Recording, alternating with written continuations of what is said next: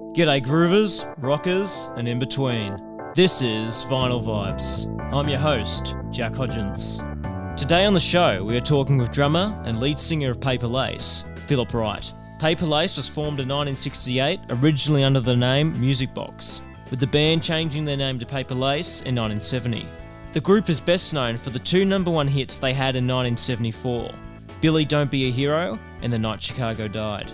Phillip was the drummer and lead vocalist for Paper Lace from its formation to the group's disbandment in 1980. Phillip made the time to be on Vinyl Vibes today, talking via Zoom to discuss the band's formation and the fame the group experienced in the mid-1970s. G'day Phillip, and welcome to Vinyl Vibes. Nice to be here. Let's start off at the beginning. So you were born in 1948 in Nottingham, England. What are some of your memories of your childhood? I'm writing a book, actually.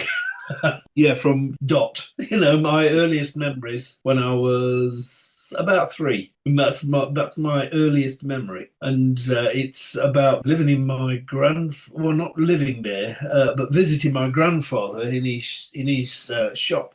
My father was a master signwriter. Before the days of transfers and all the rest of it, where they used to paint everything by hand. And he had, my grandfather had this painting and house painting and decorating shop on the corner of a particular street in Nottingham.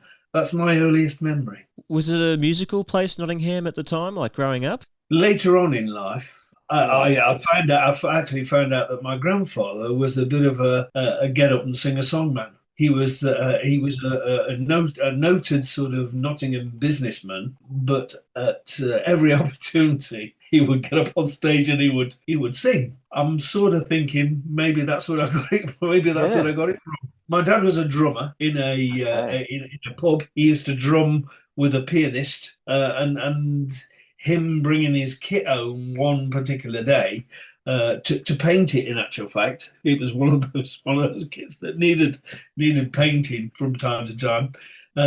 He brought it home, and I think it probably stuck with me. There's the sort of seeing the things, and I was very young when it happened, and must have been something stuck anyway. Yeah, right. So, when did you kind of start playing the drums then? So, you've seen the drums, your dad's playing the drums. When did you start to kind of go, I want to do this? I was about 13 at school, and I had we had a particularly fantastic music teacher. He was really in tune with kids and what they wanted to hear and today's music and all the rest of it. And the music lesson was half sort of serious stuff, talking about composers and what have you, and then the other half was you brought in your favourite music and he would play it and ask you what you liked about it and whether anybody else in the class liked it. And it finished up, there was, I think, in a class of 33, there were 3 sort of groups of people who wanted to produce music, wanted to play music. And I was tip-tapping on with cutlery and anything else that I got. And I was the drummer, obviously. So that was it. I picked my place. You mentioned you were 13 there, so that's about 1961 around. What was some of the music you were kind of listening to at that time? The Shadows. Okay. It was all about the Shadows. It was Cliff Richard and the Shadows at the time, because they were the only group that were really around, but they were an instrumental group primarily. But they did some really nice vocal stuff. And then the advent of the Beatles. We all thought, who's this? This is a vocal band who play instruments, and almost unheard of. They were the obvious people to sort of emulate, and it stayed with me. Stayed with me all my life. I still think that the Beatles and McCartney and all the things that evolved from the Beatles, I'm totally sold on. I have posters. I have all the albums. I've collected. I've collected all the albums on vinyl. I bought the blue box. All the Beatles albums. I'm a big vinyl fan, I'm totally sold. You mentioned when you first started getting into the drums, and I'm thinking when did you first start to kind of be able to sing as well, and play the drums at the same time? Because I'm not a drummer, but I've heard that's pretty difficult. It's strange, actually. I started off just the drummer, just learning myself. I never had any. I was completely self-taught, just playing along to records and things like that. That's how I pick things up. Whether I'm watching people, this, he hits that when and that's how I picked it up, the self-taught bit. So I got very sort of just rudimentary drums, just keeping time, just not doing any fills, just playing along, really. And then someone said a bit later on, I've been doing it for maybe a couple of years, and not really. We weren't really working. We were rehearsing a lot, but we weren't gigging as such. We were a bit young for that. Yeah. And then someone said, we ought to. We started to go round pubs and sort of say, would you like a band on tonight? Because all pubs, especially in Nottingham, but all pubs had got a music license. They all had a piano in the corner, so they all had a music license. So every pub was a potential gig, and so you'd go in and talk to the landlord and say, we're a band, we'd like to hear us, listen to you, and say, oh, that's all right, yeah, you'll keep my crowd happy, and he'd give us maybe 3 or 4 quid between us, and then you'd pass the hat around for with the audience. If they thought you were okay, you'd get a few coppers in the hat, sort of thing. And that was me. And then someone said, "Can you? They knew that I could sing, but I'd never really. So I started. I sang the first song that I sang when I was in a band was a Beatles song called "And I Love Her," and that was my start, really. Did you find that performing in front of a live audience kind of came to you naturally? Because I mean, you mentioned I think your grandfather kind of that he kind of had that going on for him, and so did you find that was kind of natural for you just to get up there and start doing what you did? Yeah, it was strange actually. I mean, I think it wasn't playing in front of an audience. It was being in a band. That was the only aim. It wasn't sort of doing it to sort of become famous, making it, as it were, it wasn't anything like that. It was just, I want to be in a band. And that was it. That was my goal, if you like. Yeah, I just want to stay in a band. I just want to make music. And it was the guys that were around you. And it still is. The guys that are around me are more important than the audience, in actual fact. I mean, I think the drug of it all is the applause, because it's instant appreciation of something that you do, and that doesn't happen anywhere else. It doesn't. You sort of sing a song, and if everybody likes it, they clap, and it's instant appreciation of your talent, if you like. That's what drove me on, I think. You sort of say, oh, what do you think? It's almost saying to the audience without actually saying it, what do you think of this? And you play it and you sing it or whatever, and then they applaud. Being in a band, that was your goal. And of course, in around, I think, 67, 68, you joined Music Box. How did you kind of get to do that? How did you get the audition? How did you come to know Music Box? Take me through that. Well, I was an apprentice at the time. I was an apprentice toolmaker, doing 5 years, due to finish in 69. But in 67, I wasn't with a band. The band that was from school had sort of petered out. We'd done quite a few gigs, in actual fact, and I played with 1 or 2 people, and I was singing and drumming, quite seriously. And then someone at work, in actual fact, another apprentice said, oh, there's this band, Music Box, you ought to come and see them. I said, oh yeah, but it was always they were always working in Derbyshire rather than Nottinghamshire, and it was always just a bit too much. And then he came then a couple of weeks later, whatever, and he said, that band I was telling you about, Music Box? I said, yeah. He said, they're advertising for a drummer singer. I said, oh, that sounds interesting. He said, I'll tell you what. He said he got a car, I hadn't.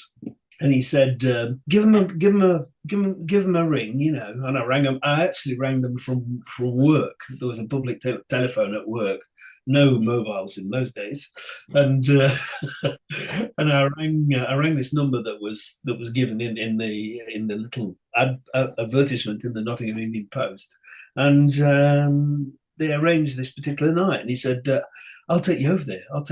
And I still know this guy. he's a long-time friend. He ran me over to Ripley Marketplace, just outside Nottingham, and I met this bunch, the three other guys, and they took me to a pub in where they'd got their equipment set up in an upstairs room where they used to rehearse. And we ran through bits and bobs, and they liked my voice, and we sort of knocked together a couple of covers of popular songs at the time. Can't remember what, but they were very much into Four Seasons and Beach Boys songs, and I could hold a harmony part, without sort of going on somebody else's part, or if the guy who was singing the melody line, I could harmonise with him, and all the rest came quite naturally, in actual fact.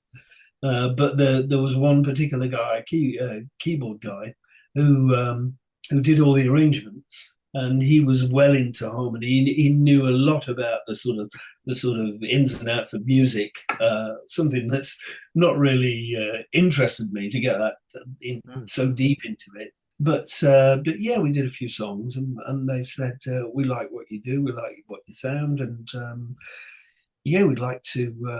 No, they said, we've got somebody else to see. That's right, we've got somebody else to see, and a guy came round to my house and said, I'm sorry, the other guy that they auditioned just got the edge over you. And I said, he said, and this guy, he was the sort of guy who got them gigs. He, not a manager, but a sort of friend in the know who used to get them work. And he said, I've heard him sing, and he's nothing like you, and he's not as good as you. He's a pretty average drummer. And I said, oh, right, okay. So I'll keep looking. And 2 days later, this same guy came round and he said, the guy that they picked didn't work out. He said he was a bit of a nightmare. They couldn't get him to pack up. They couldn't get him to. They did a couple of gigs, and they couldn't get him to pack anything up. He was always there, tipping, tapping, and playing his drums. He wouldn't leave. He got the band into trouble at a club, some sort of club, because he didn't pack his stuff away. And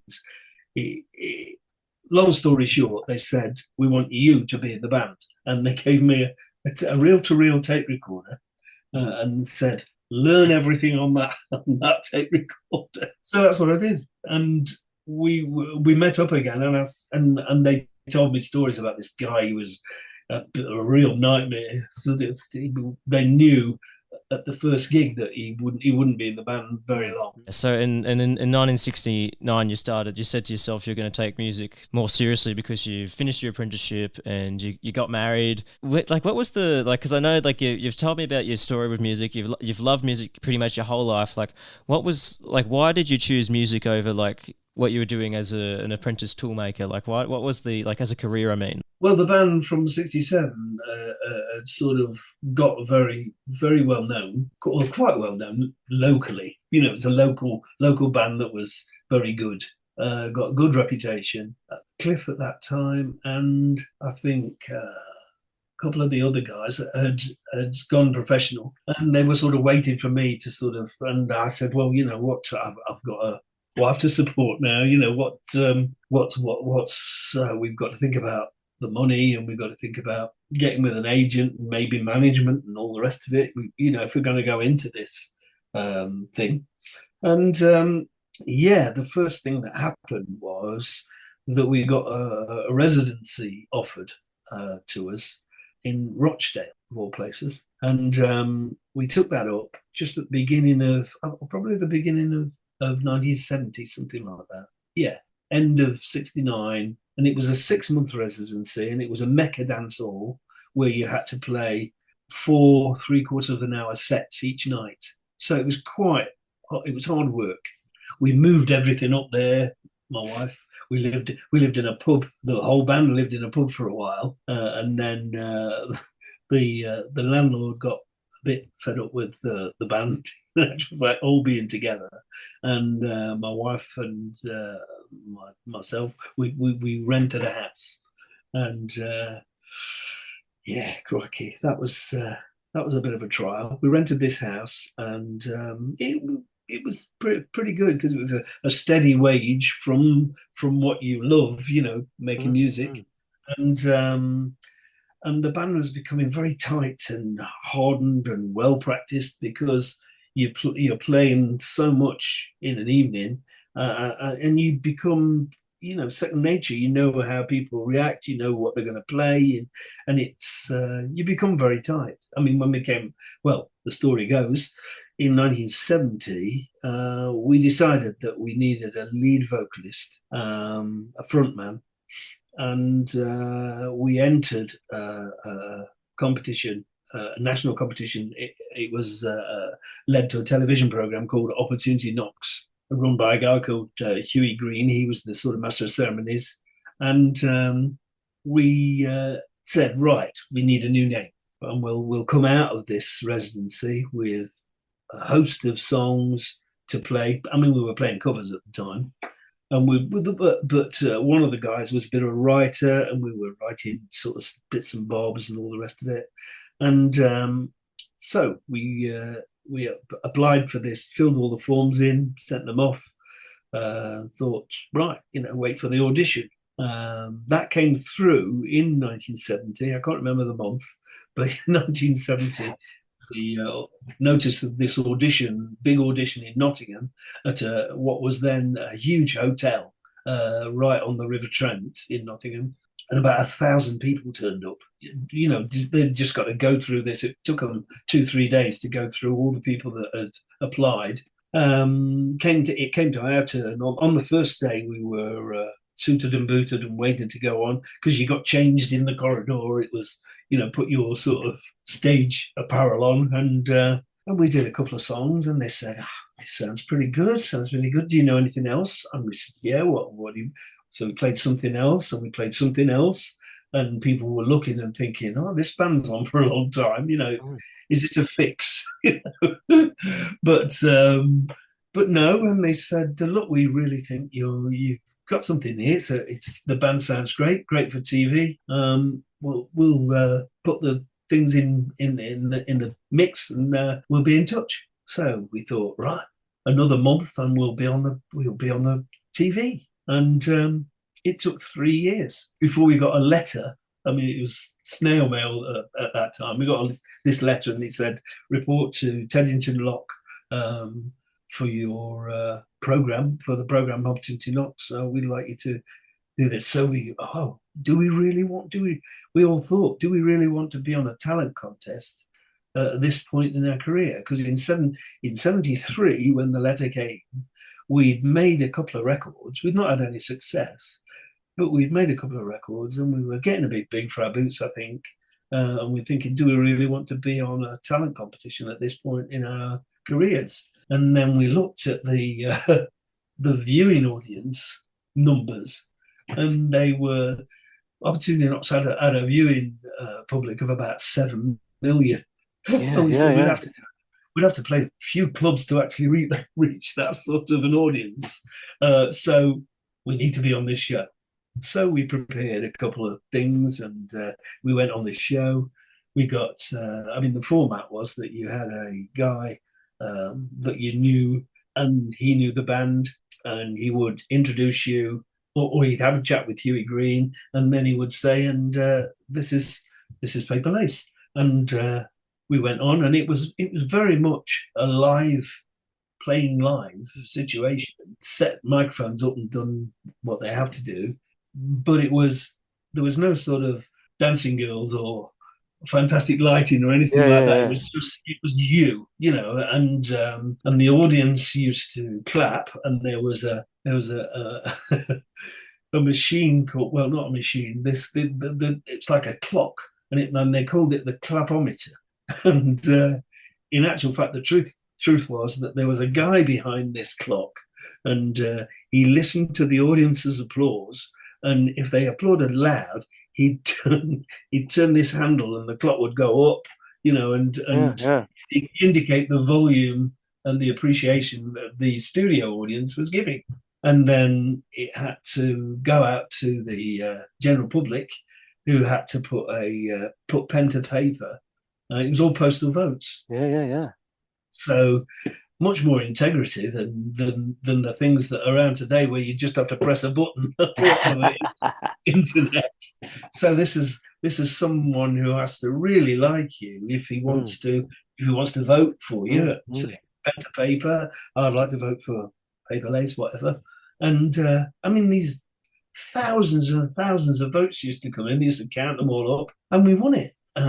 We actually won it two or three times. And that meant that consecutive weeks you were becoming a household name almost, because a lot of people used to watch those talent contests in the early days, and Opportunity Knocks was the top one, and that was the lead really, because Connie, the wife of Peter Callander, who was the lyricist with Mitch Murray, saw the program and said to Mitch Murray and Peter Callander, who were there at the time, because Mitch used to write songs and prepare stuff at home. He had a piano and all that stuff. And she said, "Oh, come and have a look at these guys. Come and have a look at these." And he watched them and all the rest of it. And she said, "You've got this song that you've written. He had no title at that time. Why don't you, instead of perhaps trying to sell it to an established artist, why don't you give it to some young guys who are starting off that's how she put it, starting off in the business. I mean, we were old hands really. We'd been in the business 4 years, and they got in touch with our management that we had at the time, and they'd said, come down. Mitch used to live in Mill Hill at the time in London, and we went down there. We met him. We met Peter Callander, that played the song, and Mitch was very enthusiastic. He was knocking the song out, and I said, "Oh yes, sounds all right." He said, "I've got loads of things sort of planned. In actual fact, the introduction is drums and whistling." And we thought, "Oh right, okay." And he whistled the thing. When we were driving home, we were whistling this song and thinking, it's very catchy, very catchy. Yeah. The rest is history for Billy Don't Be a Hero. Did you guys get much say over how the song sounded, like when you started to record it, or was it more? I mean, when you consider that when they met us, they were multimillionaires. They'd had so many records. They wrote everything for Freddie and the Dreamers, Early Doors. No end of people. They wrote for Cliff. They wrote for the Tremolos. They wrote for the Mersey crowd. They've written hits for Georgie Fame. They had loads of massive records. Definitely, yeah. And you thought, well, in their presence, you felt a bit, I don't know anything. These guys are the people that know what sells, and so we put ourselves in their hands, and they produced us basically, and they said, do this, do that, sing that, blah blah blah, and the finished article was a hit. Did it come together quite quickly, like in the studio, the song? Like, was it just like a quick, like you guys just went in there, got it done, or did it take some time?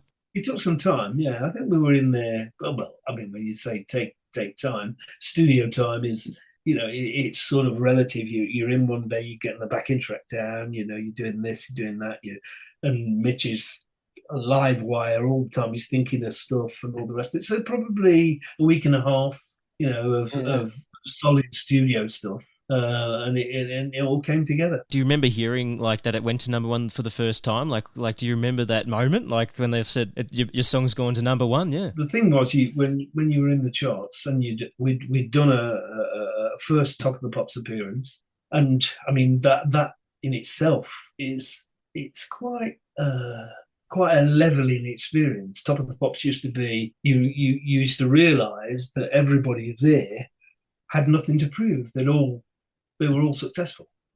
Everybody at Top of the Pops was successful. And we were rubbing shoulders with David Essex, Queen, Shawaddy Waddy, the Wombles. They were all there, and it was quite a momentous sort of occasion. Really, you do this thing, and if you do a good Top of the Pops, your record sales, record sales, they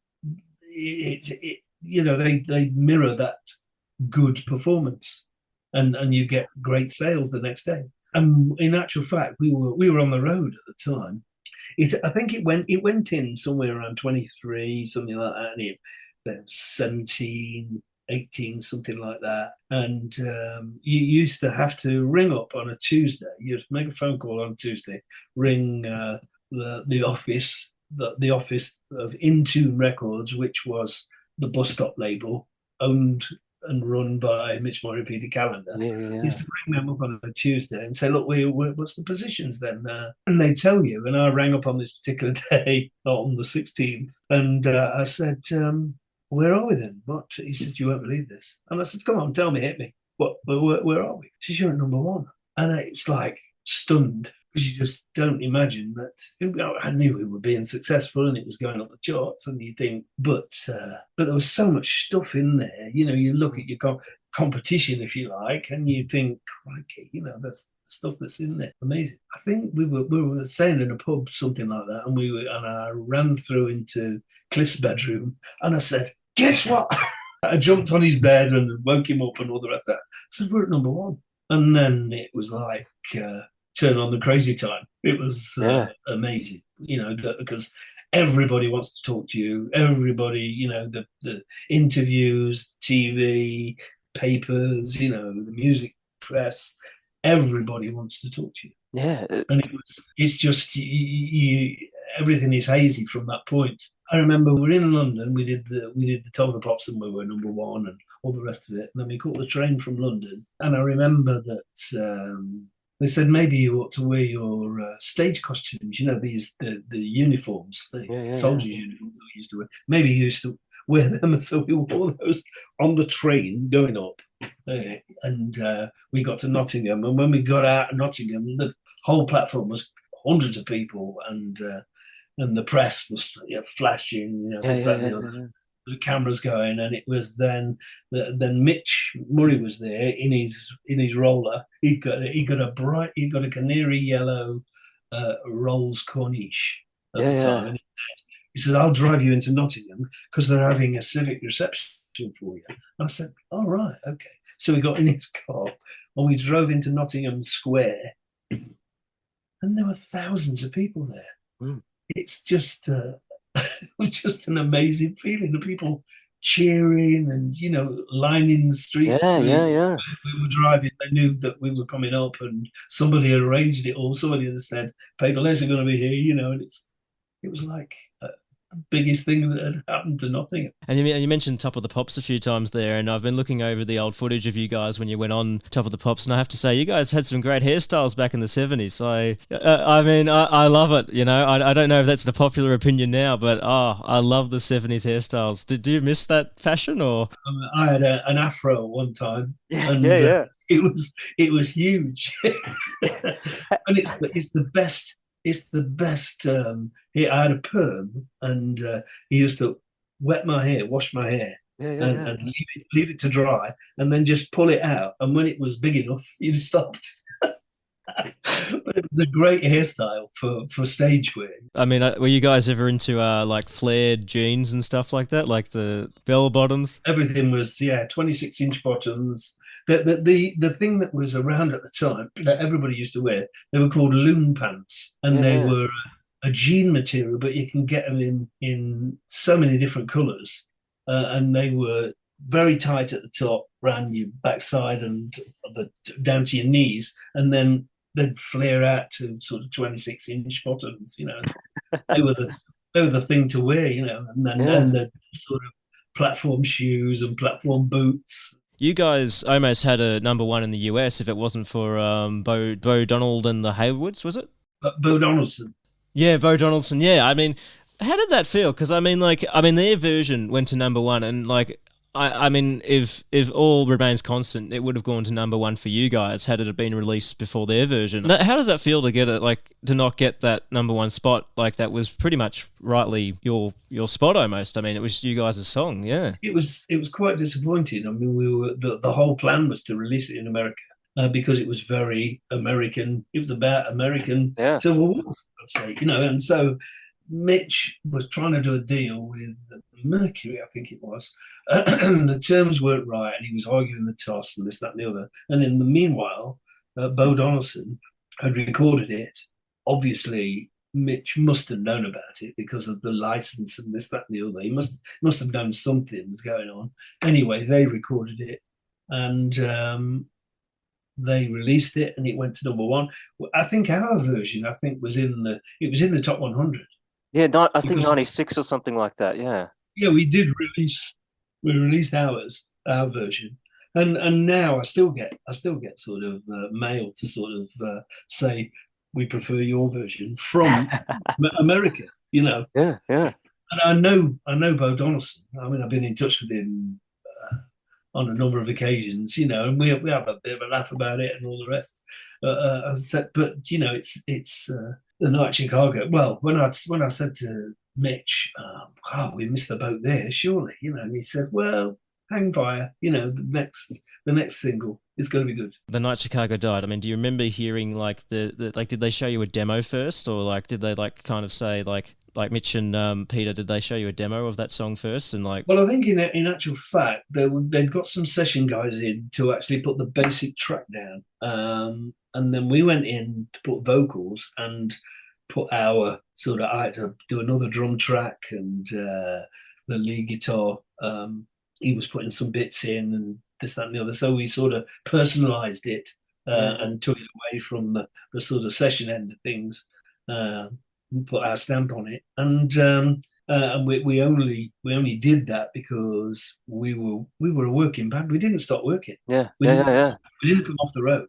We were just we were just working, and you couldn't always get into the studio when Mitch and Pete wanted you to. So they'd organise some things and get basic tracks down and this, that, and the other. And when we heard it, they said, "Oh, you've got another outfit to wear. You're going to wear gangster suits." And we thought, "Oh, right, okay, yeah." And then we knew where we were going. That each, because there were big story songs, and I think that was maybe the appeal, the lyrics at that time. There were story songs, so people could sort of relate. Something. There was something else to listen, not just boy meets girl. And we knew that we were going to be wearing a different outfit for every song that we did. And when I look back, I mean, I'm not when I tell people now that we had a number one in '74 in the States, they're flabbergasted because the number of bands that were trying to crack the States and never had a chance, really. And I've never performed in the States. Yeah. And it's basically because at that time it was so difficult to tour in America. You had to have the support of your record company. And Mercury always said that, look, we got a number one and you weren't here. We don't need the band here to get a number one. And I thought, well, thank you. It's not very, we've earned you all this money, you've had all this success, and the least you could have done was sort of put your hands in your pocket for maybe a small tour, which would have enhanced sales and done all the rest of it. But they insisted that they didn't need the band over there to get a number one, and they were right. I mean, we asked about Billy Don't Be a Hero when that first went number one. I mean, that was in the UK, but America, totally different ball game. I mean, do you remember when you heard number one in the United States? I mean that. Yeah, we just sort of followed it on Billboard, Yeah. So just looking at Billboard and gobsmacking. But I think the actual realization of being number one in America didn't come till maybe a couple of 3 years later. You realized what you'd actually done, because at the time everything was so mad.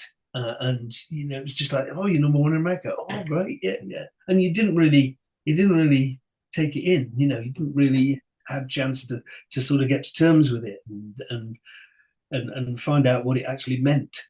Until 2-3 years later, you think, crikey, this is what we did. And The Night Chicago Died was reputedly the largest selling single worldwide in 1974. Now we got from the American thing, I got a platinum disc for the single for sales in excess of 2 million. So you didn't tour America, but I think you mentioned earlier in the program that you toured Australia during the 70s. Do you remember that Australian tour? Like, does any memories kind of pop up for you about that tour? Little bits. It was a strange tour. We were all over the place. I remember that, and went to Darwin, and it was the year after.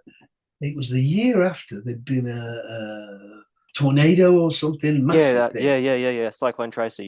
Yep. Yeah, was that 73 or? Yes, something like that. Yeah, something like that. Wasn't it? Yeah. Because I remember when the plane landed, because we were having sort of little internal flights, and we landed in Darwin, and there was no roof still on the airport building. Yeah, right. There were no trees about. All the trees were like stumps. It was just amazing. The sort of landscape was very indicative of something's been through here. Definitely destroyed the place, absolutely. But it was it was really nice. It was all the people. I've always said that. We were out there in 75, and we managed to get out there again in 2017. Yeah. And I'd said that I used to walk to the front and introduce the band, and when we're in theatres, and it was that sort of atmosphere. And I used to say, this isn't the first time that the band's been to Australia. We were here in 1975, and everybody said, this is a great band. We've got to have them back. So here we are, 40 years later. 40 years. Love it. Audiences in Oz, they hang on your every word. They want to know bits about you. They want to be personal with you and know things. And you could hear a pin drop in most of the theatres when we went back in 2017. And hopefully, we've got a similar reception this next time. We were wanted to come out in 2018. It's probably lucky we didn't, because 19 it was COVID and shut down. Yeah. But yeah, it was successful for us, and we sold a lot of CDs. We have made a specific CD for Australia, and we re-recorded a lot of the stuff. And this time we've done a similar thing. We've all the set that we do is it's all paper lace recordings, either album tracks or hits, but they are a lot more punchy. The band has evolved. The songs haven't changed, but they've got a lot more bite to them and a lot more thump to them, and it's they sound very good. My voice, thank you, is just I can sing things in the same key, so nothing's altered really. And everybody says you sound just like you did in 1974. Yeah, I've sort of probably taken them up on that, but fine, if people recognise the songs via the singer, then great. And we'll be coming out there with CDs and what have you to sell, hopefully. It's a smaller tour. We're only sort of small as New South Wales. That's all we're doing basically. We're not. But last time we went over to Perth, and we were sort of dotting about. I think we had 5 internal flights. And they're not short flights. It's such a vast country. It's definitely, absolutely. No, but we've been out there twice now, and it's we're looking forward to this third time because the people have been great to us. The album Paper Lace and All the Bits material went gold in 74, 75. And a lot of the people that came to see us they brought their children, they brought their grandchildren, Wow. and they came along and remembered us, and that's worth pounds. That is that somebody actually remembers you from your heyday, if you like. You being in the music industry for so long, you've done these songs. I mean, that's got to be also great to see not just people from around the time when it originally came out going to shows, but like, as you said, people's grandchildren going to shows. I mean, that's got to be a great feeling seeing like the music is still speaking to people that weren't even born when it came out. I mean, and the live performance of it, if it goes over well, and it generally does, we are a band that we look okay. We're quite military. It's all a bit military. The sort of dress is, that style, and people appreciate it. They like the band, and you bring in that same music from '74. You're giving it to another generation, aren't you? Completely brand new generation, and hopefully, like they say, a good song is a good song, whichever era you play it in. Yeah, and we're looking forward to having you out here, and I just want to thank you for your time today, and yeah, it's been really good talking with you. Oh, I've enjoyed it very much so. My guest today was drummer and lead singer of Paper Lace, Phillip Wright. To catch upcoming shows or releases by the group, you can head to their website at originalpaperlace.com. Remember to share this episode with other music fans, and if you really enjoyed this program, we'd love it if you leave a review. Thank you for tuning in to this edition of Vinyl Vibes, and to all you fellow music lovers out there, you stay groovy.